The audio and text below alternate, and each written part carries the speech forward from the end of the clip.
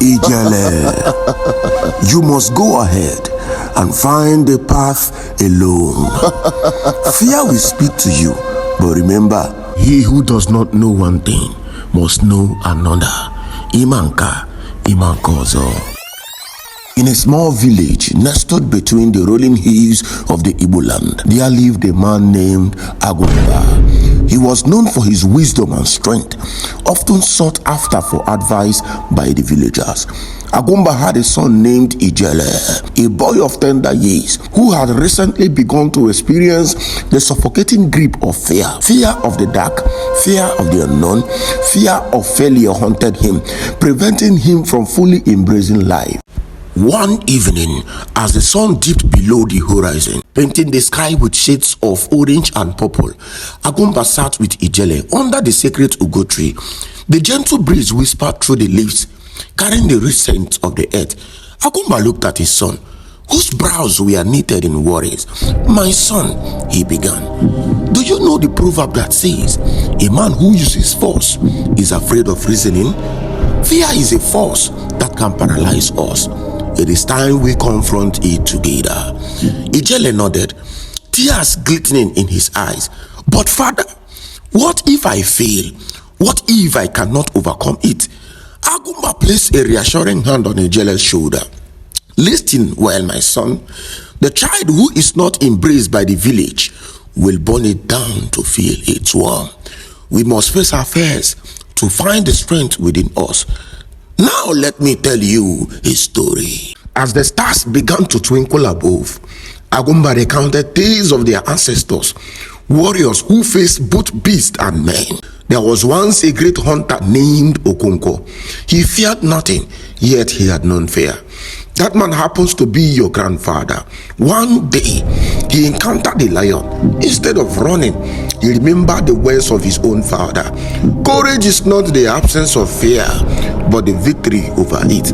He stood his ground and fought, not for glory, but for his people. That day, he learned that fear could be a teacher. Ijele listened intently, his heart racing but a flicker of bravery igniting within him. "Now, my son," Agumba continued, "tomorrow I want you to join me in the forest. We will gather fruits and herbs, but you must go ahead and find a path alone. Fear will speak to you, but remember, he who does not know one thing must know another.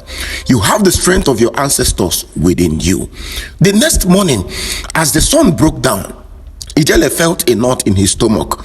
The forest loomed before him, dense and shadowy.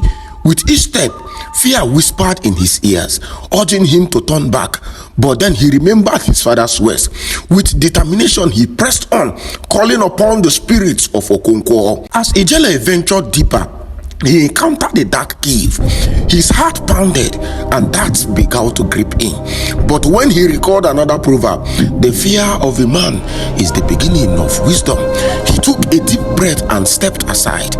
The darkness enveloped him, but he soon discovered that it was merely an empty cave, a place of echo rather than monsters. Suddenly, a bear emerged from behind with a scary growl.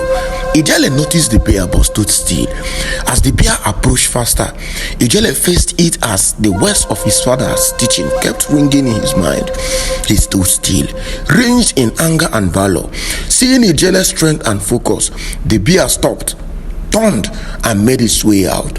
When he emerged, the sunlight felt like a warm embrace. He rushed to Agumba, who was waiting with a proud smile. "You faced the darkness and returned unharmed. Tell me, what did you learn?" "I learned that fear can be faced," Ijele replied, his voice steady, "and that sometimes fear is just an illusion." Agumba beamed, his heart swelling with pride. "Indeed, my son, a man who fears is a man who has not yet learned. You are stronger than you know." From that day on, Ijele began to confront his fears, the wisdom of his father in his heart. Each challenge became a stepping stone, a lesson learned. As he grew, so did his courage, and he learned that fear was not an enemy, but a guide. Make sure you like and subscribe. Thank you.